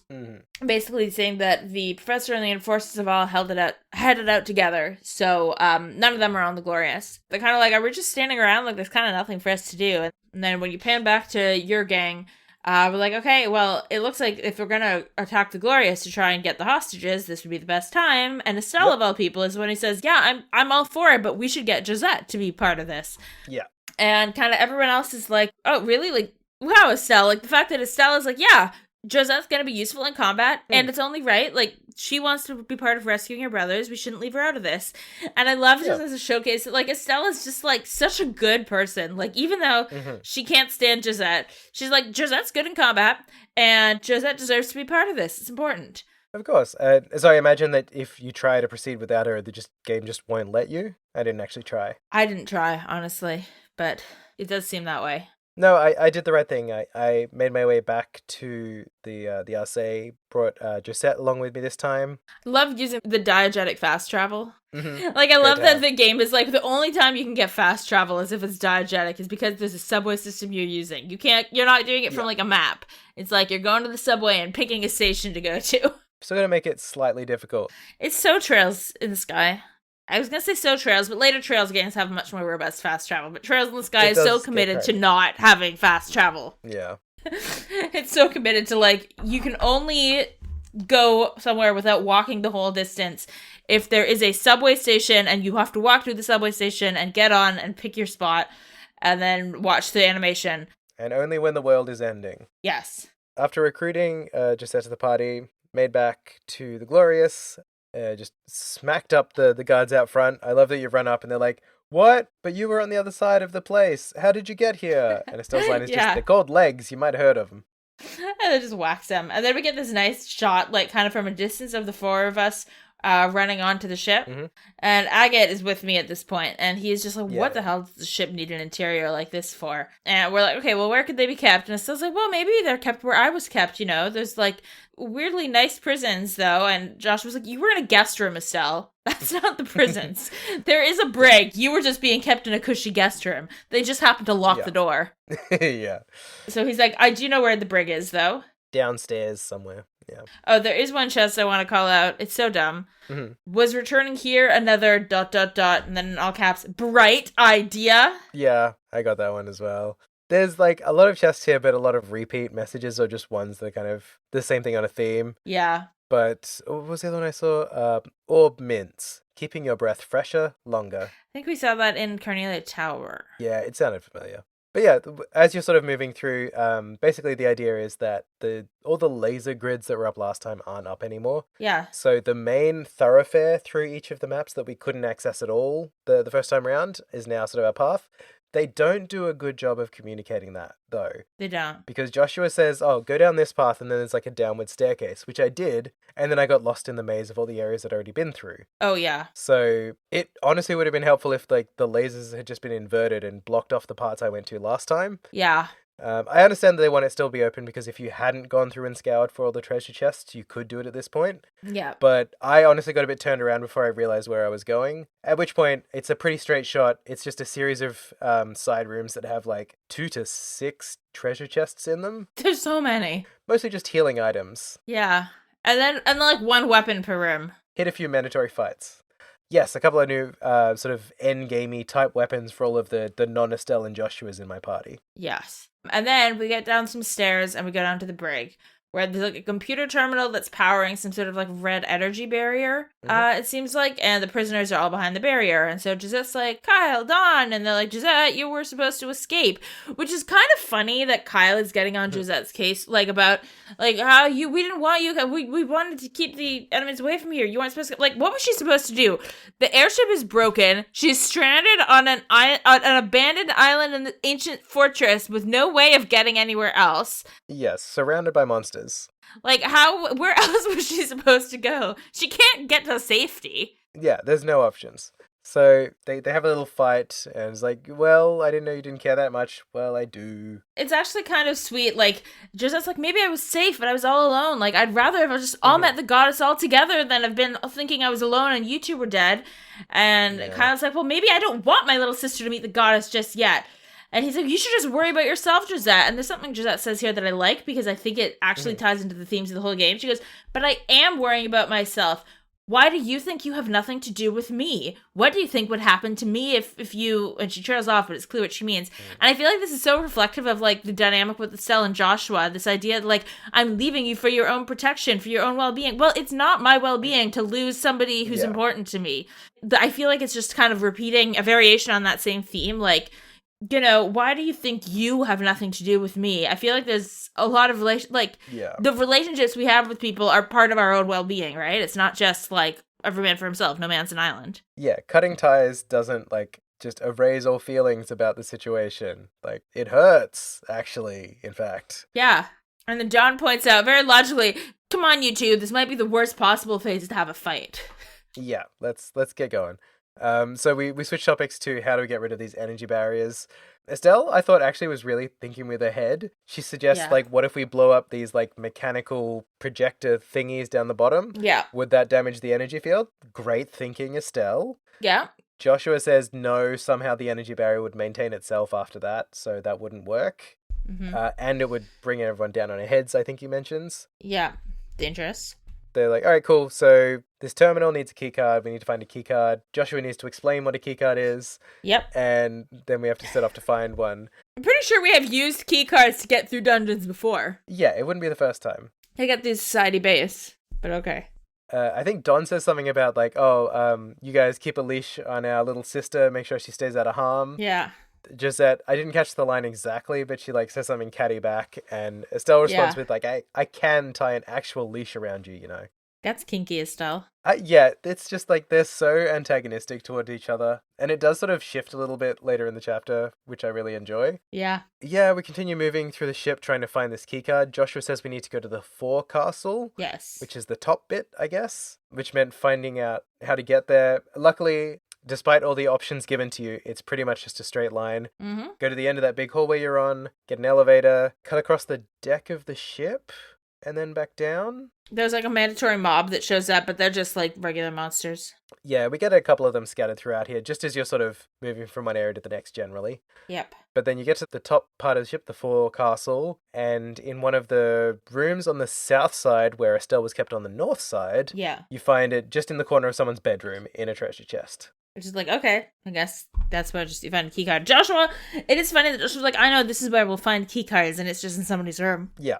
Like, it was implied that we were going to, like, a printing, like, a place where they're printed or issued, but no, it's just, he's like, I know this guy's lazy. He left his keycard on the ground in his bedroom. Because there's even dialogue from Joshua saying, like, oh yeah, the security, like, hub or whatever is on the same level as your room, just on the opposite side. So you're expecting, like, a room full of, like, CCTV cameras or something, but it's just, like, a guy's room and he left his ID card behind. Identical to all the other bedrooms here. But anyhow, once we get it though, we're off to the races, we're headed back to the brig, when all of a sudden, at one point, I can't remember if this is I think it's in the middle, forecastle 1 or whatever it is, or the castle, whatever it's called. Some of the electric barriers spring up behind you as you pass by, and there's Gilbert. again. Good old Gilbert. Joshua goes, so they did bring you along, which is so funny. I don't know, like, I love that. He's just like, oh, they did bring you along after all. Mm-hmm. We explain to Gisette who he is. And Gisette's like, oh, you were locked up with us in Lyston Fortress. You cried like a baby. I remember you. Wah, wah, wah, all the time. Gilbert, the absolute indignity of being Gilbert, I can't believe.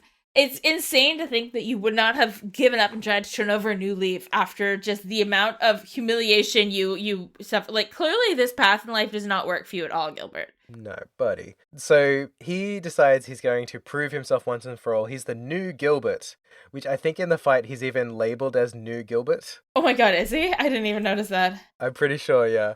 But you fight him and like this robot lion with extra hands called the Riot Arms, which I took Gilbert down in like 2 hits. So he has gotten stronger. Yeah, Gilbert's nothing. The lion's like an actual enemy. The lion, it like jumps around. Stronger than the one-hit wonder. Yeah, the lion does some things, whereas Gilbert does nothing. He just lays his lines again and says, here. But it was still just a couple of S-crafts and then everyone was done. Gilbert's like, I can't believe I lost again. How is this possible? And Estelle's like, well, the lion thingy was actually pretty tough, but you didn't get any stronger. You just brought someone else to the fight. And Gilbert is so humiliated that he just issues a really deep and moving final phrase, blorf, and then just passes out. I love when he says blorf. It's a great little scene. As he passes out, the party just sort of turned to each other, and Estelle's like, well, better get to their cells, huh? Yeah. And just sort of leave Gilbert on the ground. Yeah. Passed out. Josh was like, I kind of feel sorry for him. Kind of, but not really. I'm like, I don't. Before we head back to the brig, though, I did want to mention that I tried to use the elevator up to the big fancy room that Weissman was in, the sanctuary or whatever he called it. And there is actually some dialogue about the anguisses when you try and use the elevator. Oh, I didn't get this at all. Tell me. This is the elevator that Ren brought you down in to sort of lock you up originally. So only enforcers and above can access this door, so we have no chance of getting through it. Right. Joshua even mentions that, you remember, like, Ren took you last time. She had to be there to authorize it. Yeah. And Agate asks the question, like, how does the Society have all this tech, like, voice print identification that we've never heard of, as well as this giant ship? And Joshua mentions that all of the tech is designed by one of the Anguis, a man called Dr. Novartis. Yes. Who leads the 13 factories of Ouroboros in their development of radical orbal technology. At least that's what I was told. Yes. Gisette sort of repeats the 13 factories as though it sounds like it resonates with her in some way, but they don't really expand on it there. But yeah, we've had another Anguis named, specifically reference to the 13 factories that is pumping out all this crazy tech that they're making, all the modernisms and stuff. Yeah, so there is a way to have heard something about the 13 factories before, I believe. Yeah, it has come up, I believe. In the Dull Night books. The Dull Night right. books are about the 13 factories, or a reference to it. Yeah, I remember we went into that a bit back at the embassies. Yes, that's interesting because I did not get that dialogue, so thank you for being thorough. I went off and went to free everybody. Yeah. And then we get everyone free. It's great. As long as you remember to unlock the other jail cells first. Right. Because there's treasure chests in them. I am lucky I saved in front of the keycard machine before I used it because... Thank goodness, yeah. I just assumed cell number 1 would be the furthest away for some reason, and it wasn't. It was the one that the Capua was in. Oh no. So I had to, like, fast forward through the cutscenes, and then just load my save back up so I could get my shinies. No. I don't think there were even particularly good chest messages in the end, so it was a bit of a waste. No, but one of them had, like, 300 of each kinds of septium, so that's worthwhile. But then, after we leave, we're like, an alarm goes off, and we're like, well, time to, book it. Yep. We've poked the hornet's nest a little too hard. But then we go see the organ room that we couldn't access, and Campanella's hanging out in there. Mm-hmm. So it would have been awkward if we made it in there after all. Campanella's just like, woo, what fun that was. At the rate they're going, they'll be in the access pillar within the day. And with things going this solidly according to plan, there's almost no point in me observing. So everything so far is to plan. That our progress is to plan. Yeah, I do enjoy that, like, as he wraps up his little chat, he's like, well, I don't even need to bother watching them anymore. Maybe I'll just go fuck around with Gilbert for a while. Yeah, exactly. And then I love when the game does what it's about to do. It gives us a black screen with a text box that says, after several battles with pursuing Jaegers, And then we're back in that house that we were meeting with. I love that they're like, logically, yes, we were pursued and there were some battles, but you're not going to have to sit through them. And we're sitting at the table of one of those houses again, this time with all the Capuas. Yep. And basically, the premise of this is that the Capuas are willing to go over and coordinate with the Arseille, because they also need help getting their ship working. And they're like, hey, Gisette, you should go and stick with this party, because we can handle the repairs on our own, and we'd like you out there getting information and, like, scouting the place out. So Don and Kyle and the rest of the unnamed Capuas are going to focus on getting their ship working. They keep in radio contact with the Arseille because nothing's blocked anymore, so that the professor can potentially hook them up with a ZFG so they can take off and leave the Liber Ark without immediately plummeting into the lake below. So Josette also gets her S-craft at this point because she's been without one up to this point. Yes. She gets the Bobcat S-craft, which is fucking sick. Oh, I didn't even do it. She summons the actual Bobcat. And they fly in and like shoot with the turrets at whatever enemies you're fighting, and then just zoop off again. It looks great. Because you also get like a pull-out shot of the battlefield you're on, so you can see the airship fly in. It does suck that she gets it right when I'm like never gonna have her in the party again. Yeah, I wanted to make sure to get it off once or twice. I will highlight before we move on from Josette forever and never use her in a party again. Love you, baby. Love you, baby. Maybe edit your list of victory phrases, because there is one where she just says, haha, pansies, and we probably don't need that one in 2026. Maybe not. So cut it out of second chapter remake, please and thank you. It's kind of funny. Pansies. Well, it's, I guess, if Estelle's calling her a dyke all the time, she has, it is on brand. Estelle's using veiled language. True, yes. Either, you know what, either cut it or go full force. Like, really, like, drop the F slur in a Falcom game. The F's for Falcom. Yes. Falcoms. But I do love that in this little chat, Estelle really candidly compliments Josette's abilities when they're talking about her sort of sticking with the party. And Don's like, is that okay with you guys? And Estelle says, oh, yeah, Josette's a great support. She'd be a big help in the coming battles. Like, entirely earnestly. Yeah. Josette is gobsmacked. Leans over to Joshua and says, is she serious? Oh, as serious as you're ever going to see her. Yep. At which point Estelle sort of is like, what are you whispering about, you dumb bitch? She's like, oh, nothing. Just total resignation that I'm at the command of an airhead.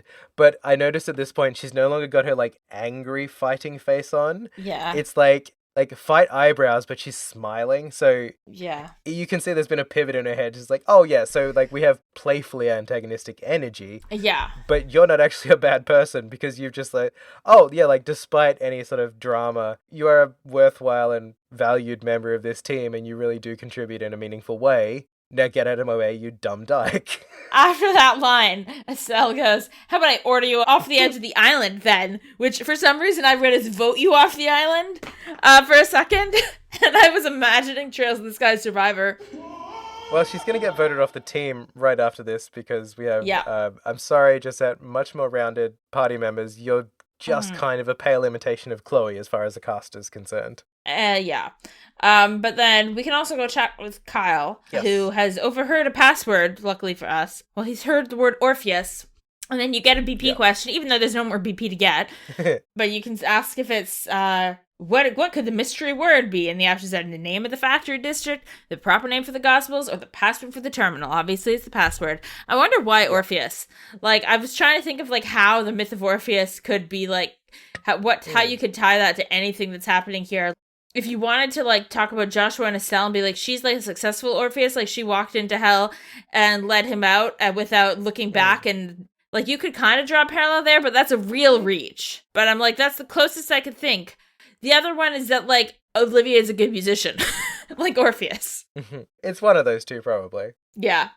As we head back, though, to the Arseille, because the one thing they do, right, is they give us these light rails, whatever. You still have to go back to the Arseille and find at least one party member in order to switch any of your party members. You can't, like, do it from, like, the screen. That would be real nice if you could do it from, like, the screen menu or whatever that you have at the stations, but no. Yeah, that would make sense, like, summoning them to the different bracer guilds sort of thing. But as I'm walking along the kind of bridge in the park, Niall is just wandering around. And I talked to him, and he's just like, I'm just like soaking this in. We've got all the pictures we need, but like Dorothy's taking more pictures. I can walk up a little bit, and Dorothy's having fun taking pictures. She can't even decide what to photograph. There's so many good things. I do like that Estelle just kind of warns her. She's like, okay, just like don't get any further from the Arseille, please. Just like, stay close. I went back to the Arseille, and the first party member I ran into was Shara. So I didn't talk to everyone with Gisette and Teoh, but I did talk to Shara. Oh, yeah. And they have a bit of an exchange of like, Gisette's helping us out, and then Gisette goes, anyway, given where we are, I'm willing to bury the hatchet and the whip. And then in parentheses, please bury the whip. Because there was a little reference to like Shara like doing the whipping in the game 1. Oh, yeah, back in first chapter. And she was like, I mean, I was just playing. That wasn't me seriously whipping you. And Gisette's like, anyway, please, let's bury the whip. Shara's like, okay, yeah, I can bury it. I didn't even think to stop in and check with the party members with Josette. I would be curious to see how she reacts to everyone. Oh, maybe I'll do that when we start next episode. Yeah, I didn't do that with anyone else but Shara. I did go pop into the mess hall after I'd switched, because I used talking to Shara to switch around my party, and I put Chloe and Agate in my party. I went into the mess hall, though, and the music changed because Olivier's there playing Amber and More on his lute, because he was serious when he said he was just going to motivate people with his music. He's offering peace and rest to those who gather here. Lovely. I talked to Kevin briefly, and without Gisette in the party, and Kevin was like, oh, cool that Gisette's joined us. She seems like she'd be useful. And that's about it. Okay, thanks, Kevin. And then I went off to put in the password. Yeah, I don't think I had anything of note back at the Arseille. The only thing I did notice was that another couple of the data crystals are finished decrypting at this point as well. Okay. First time around, they were up to number 7. Now they're up to number 11 out of 15. So it seems like the further you get in this chapter, the more of them you could read if you were, less super clever and good at guessing things like us. I didn't bother read any of them because there's just, we kind of get the gist of it. So I moved on to Liber Ark Tunnels 3, which there's not a lot to say about. I had a couple of chest messages. I don't know if you had anything to note this time around. Somewhere out there is a person who started playing Trails in the Sky second chapter before the first game. I bet they're very confused. I know of such a person. Interesting. But I fully support the choice to play the games out of order. That is the Ponk order, and I fully support. I do suggest you play an arc from the beginning, but play the arcs. You can play them in whatever order you like. I do, but that's just more for your own good. Like, you'll be really lost if you start with Cold Steel 2, that's a rough one to start on, actually. Yeah. I think my one other favorite chest from the Liber Ark Tunnels 3, it was just a nice simple one. It just says E to the M to the PTY. I like that. I had one more to shout out. This chest is empty. You looted it already. This is a haiku. Oh, yeah, that was cute. Good to see they're having fun. And then that was all I had for the whole Liber Ark Tunnels 3. Other than my Shining Palm that I found, that was great. There was like 6 of them, and I took a bunch out, and Chloe went up 10 levels. It was great. Is this... Because I saw in my guide they mentioned that there was a spot in Tunnels 3, but I just couldn't get it to activate with the squid guys. Yeah, the squid guys. I don't know if it's only one spot or if all the squid guys do it, but it was the first squid that I encountered going in. Oh, because I tried. Yeah, because right when you enter, there's like a little recessed area with exits in every direction. So I was trying to use that one, and I think I went through like 10 fights with him, and I just didn't trigger anything. That's awful. But luckily, I found that spot earlier on that was able to farm, so I may just run around. I think it's only like Tita that I need to still level up, maybe Jin. Yeah. So I might give them a little bit of a juicing. Juicing. And get Estelle and Joshua into the 90s. But then I emerged into the daylight, and Estelle said, "Man, it's bright," which I always love when she says the word bright. It always tickles me a little. Oh, she said the thing. But we get a nice panoramic shot of the massive tower in front of us. I love an ancient important tower in a JRPG setting. I'm thinking of Fire Emblem Radiant Dawn has one of these towers that I love. I know you haven't played it yet, but you got to play it one of these days. The Path of Radiance and Radiant Dawn games, they are the best 2 Fire Emblems. When they finally make that long-rumored remake, I'll play it. They hold up pretty well today if you want to shmemulate them. I re-shmemulated them on Steam Deck beautifully, and they play on Mac actually very nicely. Well, actually, I just got news last night that my AYN Thor has shipped out of the factory. Oh, you did get one. Very nice. Because I bought one of those. I did not withhold. I dived right in and got the clear plastic purple one. Oh, very nice. With the grip handles, because I watched some coverage, including Brennan Bigley's videos on wavelengths. NPC covered it as well. Right. and then some stuff from Retro Game Core, which they recommended as a source of information about handhelds. Nice. So I bounced around and got the hand grips because they said, it can get a bit weird to hold after a while. And I've just been sitting there waiting for the shipping notice, and it finally came. So it might arrive in time for my birthday, and then I can shmemulate. When is your birthday again? The 13th. Good day. Right, so we see the big tower. Joshua says that this served as the Ark City Hall he's betting, which we've seen a bunch of other city halls, but this is like the ultimate city hall, I guess. Yes, indeed. We can go to the rail station, and this time, did you check the access pillar information screen? I did. I was going to ask if we wanted to cover this message before going into the next episode as a little bit of a teaser. I think we should. Yes, so when you head over to the terminal for the Access Pillars Halo Rail Station, where there would normally be information about the district, or in this case the Access Pillar, we have a custom message that's been left. Different font color too. This one's in red, whereas like an orangey red, whereas all the others have been in, what is it, blue or green or something? Yeah, it's presented in the same green as we get like chest message text. Right. So different text. I thought I was going to have to do a voice for this, but it turns out no. Because it's not from who I thought it was from. No, it's not. I know who you thought. I can't do an accent based on the name because that would probably be offensive after we did such a butchering of translation earlier. Pitch your voice down a little bit, and that way you're kind of doing a scarier, intimidating voice. He does kind of get like throaty and deep in the remake when he's like doing his big reveal at the end, yeah. Evil, yeah. Welcome, my lovely, lovely braces. I'm leaving this message here as, knowing your pig-headedness, you will eventually see it. Our little plan has entered its very last stage, and the true awakening of the Shining Ring is near. I dearly wish for you to see the moment, but just inviting you up would be a bit droll, wouldn't you agree? So, let us have a bit of sport here. My co-conspirators await you within the pillar. Should you manage to best them and reach the pinnacle, you shall behold the Oriole's resurrection. I eagerly await your arrival. Don't disappoint me. Signed, Georg Weissman.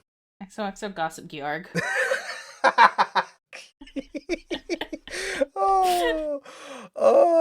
That got me. Oh, yes. So that's our message from Georg, no second E, Weissman. Then there's a PS. Oh, yes, I almost forgot.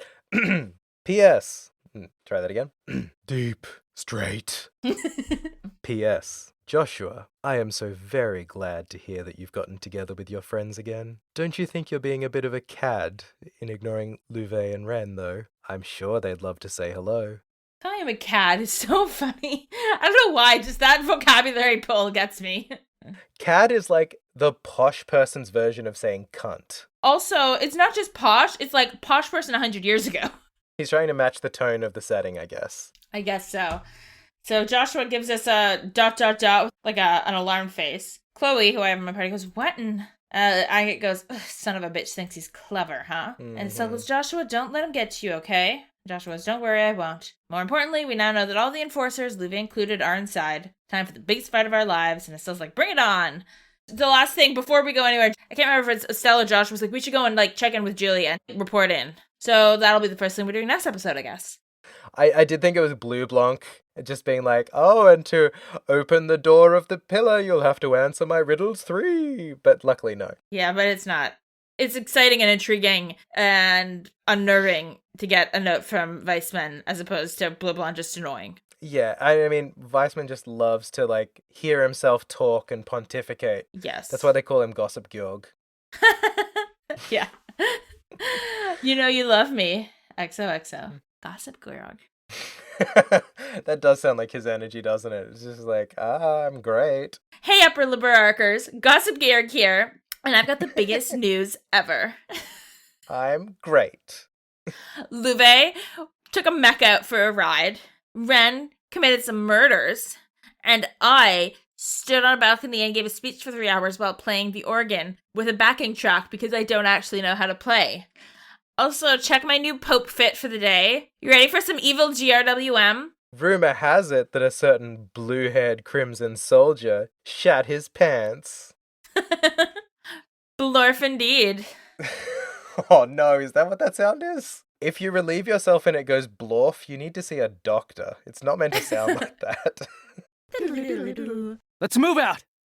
So the plan is next episode, we're going to play to the end. We're going to finish the goddamn game. The end. 2-part finale. Crazy. Yeah. I realize we only have a precedent of 1 game, but it still feels impressive. Yeah. Well, we had a 3-part chapter 8, right? So. True. We did have to travel the entire country again. Yes, so before we wrap up for the week, it is time to once again dive into the TWG Community Chest. The magical chest that contains the names of every show on the Worst Garbage Network that lets us pick one each week to celebrate. So this week's special guest in the TWG Community Chest is, Next Portable Console. The folks who helped convince me to buy an AYN Thor. Thank you so much. Well, that's a pretty good way to start. We already plugged them this episode. We didn't even know we had to. Yeah. If you need someone to convince you to buy a fancy handheld that plays DS games really well, I trust Next Portable Console.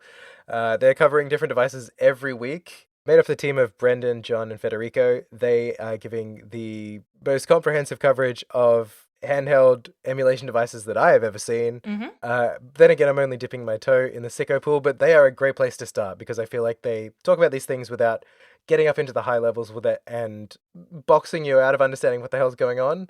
Yeah, like they clearly know the high levels, but they don't just get in. They usually don't get into just talking about specs to the point that you can't understand it if you don't already have so much knowledge. Like they clearly know their stuff, but are also approachable about it. I also appreciate the energy on the video episodes, like when they were talking about the AYN Thor in one of the 2 episodes, I think, where they discussed it to different capacities.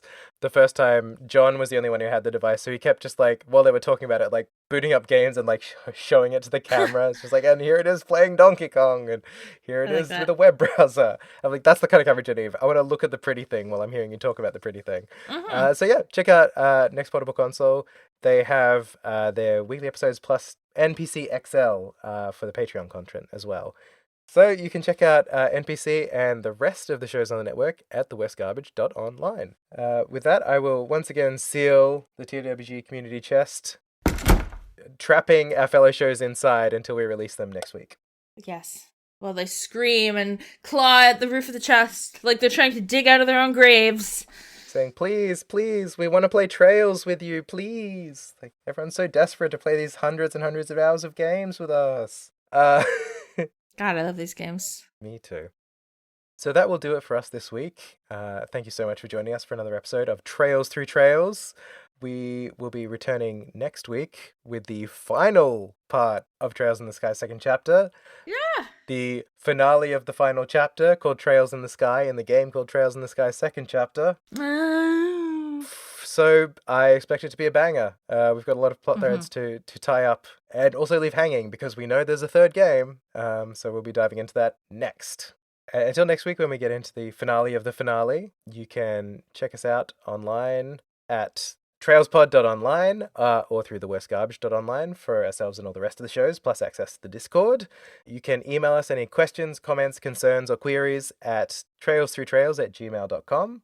And find us on socials, primarily Blue Sky, but also the other ones at TrailsPod. Until next week, I've been Matt. And I've been Lex. And we will see you out on the end of this trail.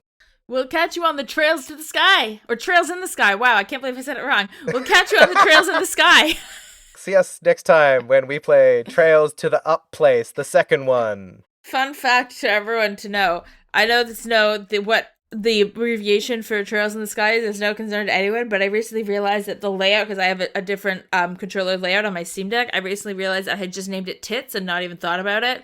And it just was loading tits. That was one of the things that first entertained me about the series. It was that the full abbreviation is Low Tits. I know, and I knew that, but I had not even I'm so deep in it that setting out my control scheme, I didn't even realize that I had written the word tits, or that every time I boot up the game, it says using tits. Why does Lex love tits so much? Oh my god, the code has been cracked. That's the Estelle effect. That's the Estelle effect. Oh, we never said bye. Bye! Bye!